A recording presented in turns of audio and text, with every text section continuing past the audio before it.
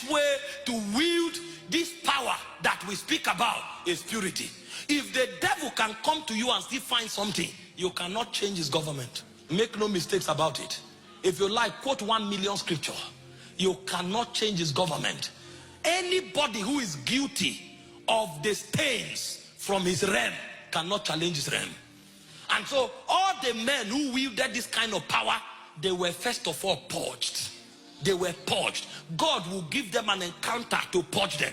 Before Moses entered this power, in Exodus chapter 3 from verse 1 to 3, he said Moses came to the backsides of the wilderness, even unto Horeb, the mountain of God. And the first thing they told him is, take off thy sandals. Where you are standing is holy ground. Holy ground, holy ground. If you are not purified, you can't wield power. That's why he said God will purify the sons of Levi, that they can bring acceptable worship. There is a power that is tied to purity. Every time a man wields power that changes government, he is clothed with the regalia of purity. It was spoken about Joseph. Joseph was the first man that shaped Egypt. And when Joseph was x-rayed, the Bible gave us the testimony of purity.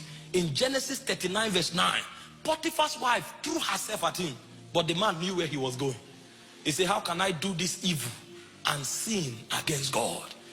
He went to the prison for 14 years. What others pay money for to have, somebody else paid the price of 14 years imprisonment, but it was a price for a kind of power.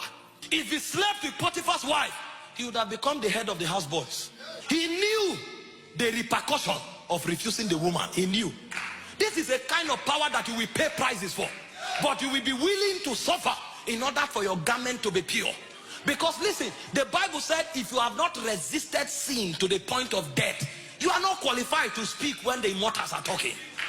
We are not talking about people who are still struggling with masturbation and fornication. We are talking about people who are threatened.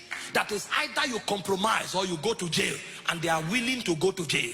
Sometimes even your ministry can be brought on the line.